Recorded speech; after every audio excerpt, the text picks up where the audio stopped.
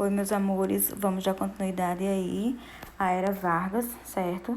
Na aula passada nós vimos a introdução que falou do movimento tenentista, da coluna Prestes e a Revolução de 30.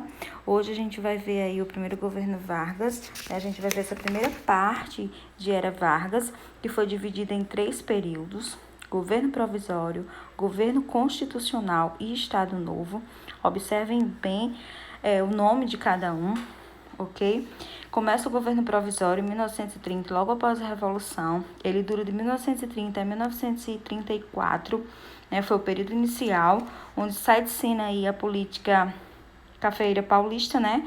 Aí o que acontece? Vargas suspende a Constituição em vigor de 1881, inicia aí um processo de centralização política e por isso foi um governo provisório, né? Durante esse governo provisório, ele cria Ministério da Educação, cria Ministério do Trabalho, que nós temos até hoje. Tínhamos, né? Porque o Ministério do Trabalho foi dissolvido aí pelo atual presidente da República.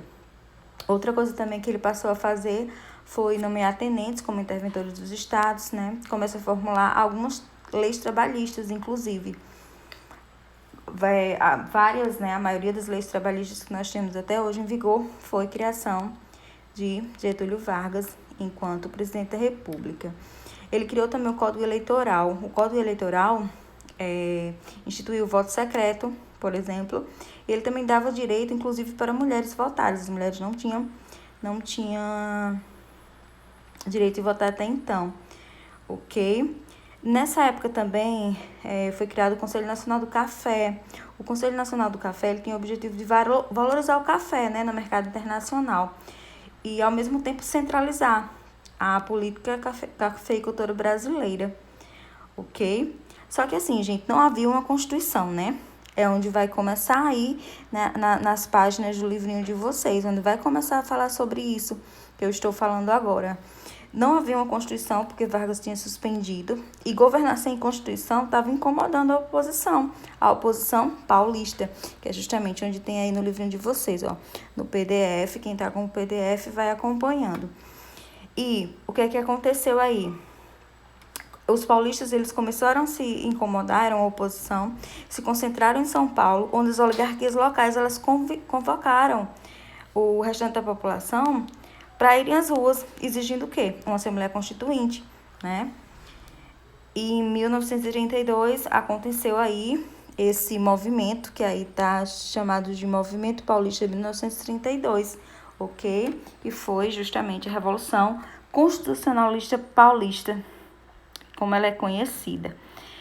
Mas esse movimento ele foi reprimido pelo governo, pelo Getúlio Vargas, e logo depois, né, em 1934, ele promulga uma nova Constituição. Aí começa o segundo governo de Vargas, que é justamente esse período que a gente chama de governo constitucional, né? Por que constitucional? Porque é promulgada aí uma nova Constituição. Esse governo ele dura de 1934 a 1937, ok? E aí é oficializado, no caso, várias coisas, como tem aqui, ó, a Constituição de 1934, vocês podem observar aí, né, que tem diversos pontinhos. Vou citar alguns deles para vocês. Voto secreto, voto feminino, agora ele foi institucionalizado, oficializado, né, leis trabalhistas, entre outros. Só, gente, que os conflitos políticos, eles não param por aí, não, certo? Eles continuam. Não é porque foi promulgada essa Constituição, não é porque foi oficializada em voto secreto, voto feminino, leis trabalhistas, que as coisas estão a melhor paz, mil maravilhas, não, né? Conflitos políticos continuam. É onde tem aí esses dois tópicos, o integralismo e o aliancismo, ok? Então, o que é que acontece aí? Acontece uma radicalização ideológica, né? Com a fundação, primeiramente, da Ação Integralista Brasileira, que é a AIB, tem aí, ó, tá vendo aqui? A AIB, né, Ação Integralista Brasileira, ela foi criada em 1932, com preceitos fascistas, e liderado por Plínio Salgado. Já em 1935, esse outro pontozinho aqui, foi criado a ANL, Aliança Nacional Libertadora, né? Tinha participação de diversos setores de centro de esquerda, incluindo o Partido Comunista, ok? E era liderado por o Luiz Carlos Prestes, como tem aí no livrinho de vocês. Nesse meio tempo, gente, como é que eu posso dizer? No meio desses acontecimentos, aconteceu aí o que chamamos de Levante Comunista de 35. Esse Levante Comunista de 35, né, também foi... Ele é conhecido como uma tentativa de golpe comunista, né, ou intentona comunista de 1935. Só que assim, esse levante ele foi facilmente controlado pelo governo, não teve sucesso, ok?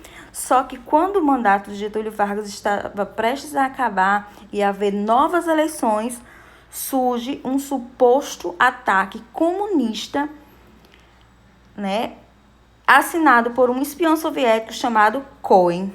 Vocês estão vendo essa parte bem aqui que fala do plano Cohen? Essa parte que fala do plano Cohen, né, foi um golpe, certo? Do próprio Getúlio Vargas para continuar no poder.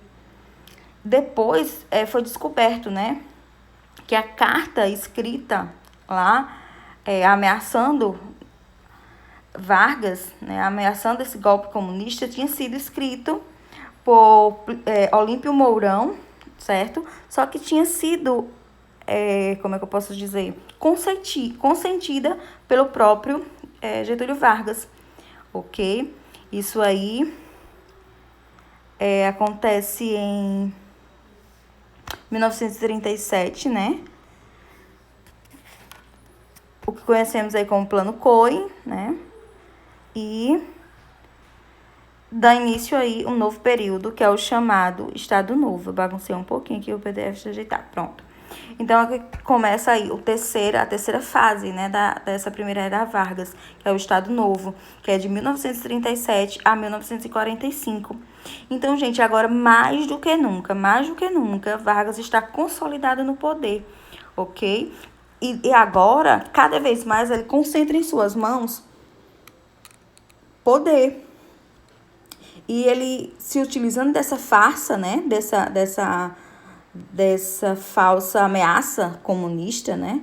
Porque, assim, não foi todo mundo que descobriu, né? Foram algumas pessoas dentro do meio de Vargas que sabia disso. Vocês vão ver daqui a pouco que, inclusive, vai ter um momento que isso vai ser usado contra ele.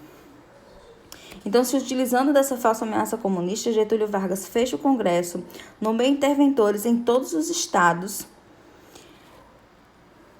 Inclusive, ele tem apoio do Exército Nacional, né? E, desse modo, um golpe de Estado é instaurado, um golpe com apoio popular, né? E ele se mantém no poder por mais 8 anos, dando início aí ao Estado Novo, né? Esse governo ditatorial, ok? Mas essa ditadura é considerada uma ditadura personalista, né? A legitimidade desse governo é por meio da personalidade de Getúlio Vargas, né? A pessoa de Getúlio Vargas em si, uma vez que os demais partidos eles estavam na ilegalidade. Se eles estavam na ilegalidade, e Vargas ele conseguia legitimação por meio, né, da sua figura e também pela criação do DIP. A gente vai achar aqui o DIP na página aqui, ó, o golpe integralista, né, e o DIP. O DIP é o Departamento de Imprensa e Propaganda, né, decretando de vez a censura no país e assumindo o controle dos meios de comunicação também. E ele fazia, claro, né, se ele tinha o controle dos meios de comunicação, ele fazia forte propaganda do seu governo, e isso tudo era muito positivo para ele, né, não ia ser vinculado na mídia nada que desfavorecesse o governo de Vargas. E na economia, como tem bem aqui, né, que fala de políticas de massa e trabalhismo, na economia também, Vargas ele promove a industrialização brasileira, né, ele cria empresas estatais, como a Vale do Rio Doce, a Companhia Siderúrgica Nacional, a CSN, e é a primeira vez que a gente vê assim, a industrialização como uma política de Estado, né? E só que para isso dar certo era necessário que Vargas mediasse os conflitos entre trabalhadores e empresários, porque os conflitos entre empresários e trabalhadores não eram comuns, não eram afins, né? Os trabalhadores eles não estavam felizes. Muito e muito tempo havia já a reivindicação de uma lei trabalhista de trabalho, né? E um dos motivos que fez Getúlio Vargas, né, consolidar aí realmente a CLT, né, que é a consolidação das leis de trabalho, foi isso, né? Foi uma forma de agradar também os trabalhadores e ter a população ao seu lado, porque Vargas era aquele que tentava agradar os dois lados, certo? Então já era uma reivindicação muito antiga. E com a consolidação da CLT, Vargas ele passa a ser assim o pai dos pobres, né? Considerado o pai dos pobres. Eu comparo essa afeição da população por Vargas, a gente vê que tem muitas falcatruas por trás, né? Mas ele usa de vários artifícios para ter a população ao seu favor. Eu comparo isso muito com o período lulista, né? O período de Lula, que muitas vezes ele foi tido como pai dos pobres. Então, gente, aí tem o período a entrada do Brasil na Segunda Guerra Mundial, né? Então, a entrada do Brasil na Segunda Guerra Mundial, ao lado dos Estados Unidos, surge aqui no Brasil uma ideia de democracia, né? Essa ideia de democracia, ela ganha muita força. E para vocês terem uma ideia, até os militares que já haviam apoiado Vargas, que estavam ao lado de Vargas, eles se voltam contra ele. Eles se voltam contra Vargas, ok? E ele começou assim, sofrer, né? Pressão de muitos setores da sociedade. Houve criação de muitos partidos. E também teve, além de criação de muitos partidos, né? A volta de outros partidos que estavam fora de cena, né? E nesse momento a oposição de Vargas ela chega ao seu auge, né? Chega ao seu auge aí nesse tópico que fala o fim do Estado Novo e o queremismo. O que é isso? Os trabalhadores que eram ao lado de Vargas, eles tentaram ainda manter Vargas no poder, né? Como? Com esse movimento queremista, né? O queremismo. O queremismo era uma forma de queremos Vargas, né? Como diz aqui, defendia a permanência de Getúlio Vargas no poder, temendo perder os direitos conseguidos na década anterior. Trabalhadores de várias partes do país escreviam bilhetes a Vargas pedindo sua permanência.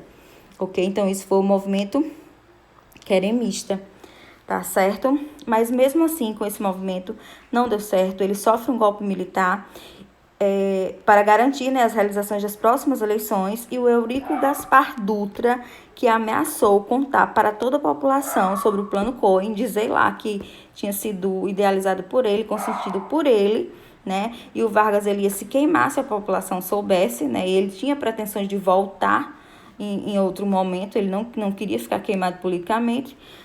Então, quem acaba vencendo aí é o Eurico Gaspar Dutra, ele passa a ser aí o presidente do Brasil, ok? E aí termina essa primeira fase da era Vargas, que voltaremos, né? Vargas voltará ainda, e não é o fim da era Vargas, porque em 1951 Vargas irá voltar. Minha pretensão era que eu conseguisse ir até essa segunda fase da era Vargas hoje, né? Porque ia ser mesmo na semana onde aniversaria, colocando aspas aí, o suicídio de Vargas, mas não deu tempo por causa do imprevisto da semana passada, mas tudo bem. Não vou dar spoiler para vocês da próxima aula, certo? Se tiver alguma dúvida, me chama no PV, ok? Tchau, beijos, fiquem com Deus.